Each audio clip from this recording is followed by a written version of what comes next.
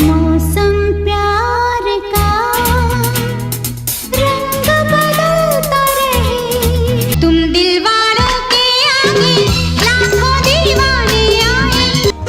अब देखो रंगे महफिल, अब हम मस्तानी आए।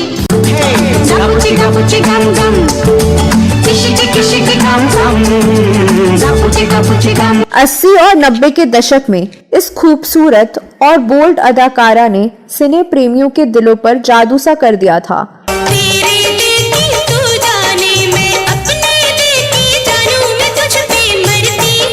फिल्मों के शौकीन रहे सिने प्रेमी इस ग्लैमरस अदाकारा की खूबसूरती के किस्से आज भी सुनाते हैं।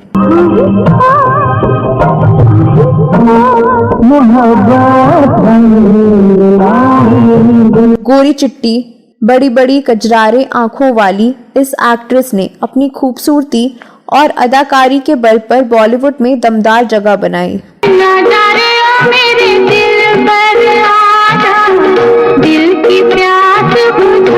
महज 16 साल की उम्र में ही मिस इंडिया यंग का खिताब जीतने वाली इस एक्ट्रेस ने जब फिल्मी दुनिया में एंट्री मारी तो फिर कभी पीछे मुड़कर नहीं देखा और एक के बाद एक हिट फिल्मों की लाइन लगा दी।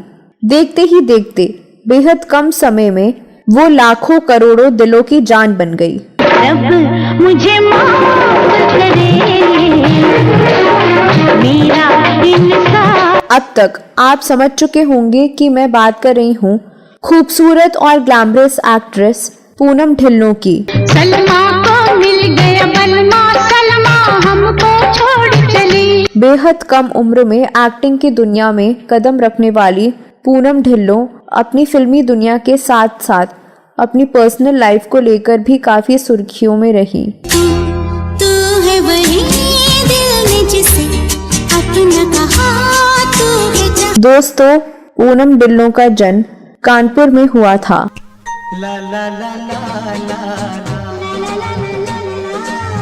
उनके पिता वायुसेना में एयरक्राफ्ट इंजीनियर थे। अपने एक्टिंग करियर की शुरुआत पूनम ने महज 15 साल की उम्र में कर दिया था। साल 1978 में रिलीज हुई फिल्म त्रिशूल में उन्हें अमिताभ बच्चन के संग काम करने का मौका मिला। दरअसल पूनम इतनी खूबसूरत थी कि बिना वक्त गवाए यश चोपड़ा ने उन्हें अपनी फिल्म के लिए ऑफर दे दिया।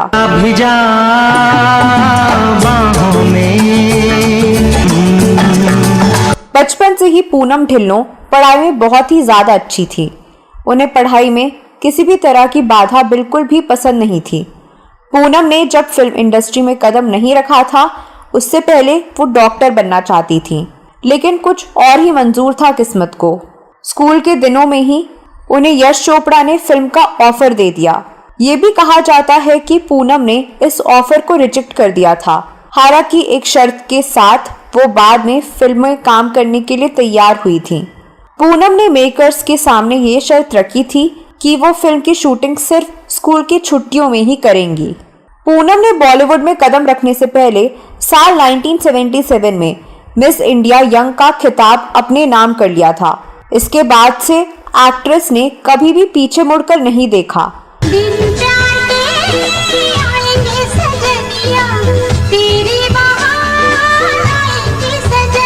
उसके बाद से उन्हें कई फिल्मों के ऑफर आने लगे। पूनम ढिल्लों को आज भी सोनी महिवाल, ये वादा रहा और नूरी जैसी फिल्मों के लिए याद किया जाता है। अपने लिए जो भी जीते हैं यहाँ, उनको भुला दे एक पल में जहाँ। आपको बता दें कि पूनम ने 16 साल की उम्र में फेमिना मिस इंडिया का खिताब जीतकर लोकप्रियता हासिल की थी। इसके बाद वह फिल्म त्रिशूल में पहली बार नजर आई, लेकिन फिल्म नूरी से उन्हें बतौर एक्ट्रेस पहचान मिली। चोरी चोरी कोई आए, चुपके चुपके सब से छुपके, यार की प्यासी मैं दीवानी, कुछ ना सोचूं। पूनम से जुड़ा एक और किस्सा काफी पॉपुलर हुआ था। एक फिल्म की शूटिंग के दौरान शशि कपूर को पूनम ढिल्लों को एक थप्पड़ मारना था। ऐसे में फिल्म के इस सीन में जान डालने के लिए उन्होंने पूनम को बिना बताए सचमुच में थप्पड़ जड़ दिया। हालांकि इसके बाद उन्होंने पूनम से माफी भी मांग ली थी। फिल्मों के अलावा पूनम अपने शादीशुदा लाइफ को लेकर भी काफी चर्चा में रहीं। पूनम ढिल्लों ने जिंदगी में कई मुकाम हासिल किए, लेकिन लव लाइफ के मामले में वो इतनी लकी नहीं रहीं। जहां एक ओर पूनम की प्रोफेशनल लाइफ की गाड़ी पटरी पर धड़ाधड़ आगे बढ़ती रही, वहीं पर्सनल लाइफ में उनकी गाड़ी ने खूब हिचकोले खाए। एक वक्त ऐसा भी आया कि पूनम ढिल्लों इतनी टूट रही थी कि उनकी जिंदगी में अंधेरा ही छा गया था। पूनम अपने करियर की शुरुआत में यश चोपड़ा के घर में रहा करती थी। दोनों के ज्यादा समय साथ साथ गुजारने को लोगों ने उनका रिश्ता समझ लिया था और ये खबर तेजी से पूरे देश में फैल गई। बाद में पूनम ने फिर इन बातों को महज रोमांस बताया और इस किस्से को यहीं खत्म कर दिया। ओ सनम, हम दोनों साथ रहे। त्रिशूल के बाद पूनम ढिल्लों की अगली फिल्म नूरी थी। इस फिल्म की शूटिंग के दौरान निर्देशक रमेश तलवार को पूनम से लगाव हो गया और वो उनसे प्यार करने लगे।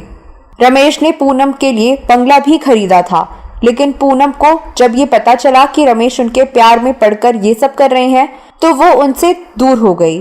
दरअसल पूनम दोस्ती से आगे इस रिश्ते को लेकर नहीं जाना चाहती थी। इसके बाद एक सीन की शूटिंग के दौरान पूनम की मुलाकात राज सिप्पी से हुई। दोनों एक दूसरे को दिल दे बैठे, मगर राज सिप्पी पहले से ही शादीशुदा थे।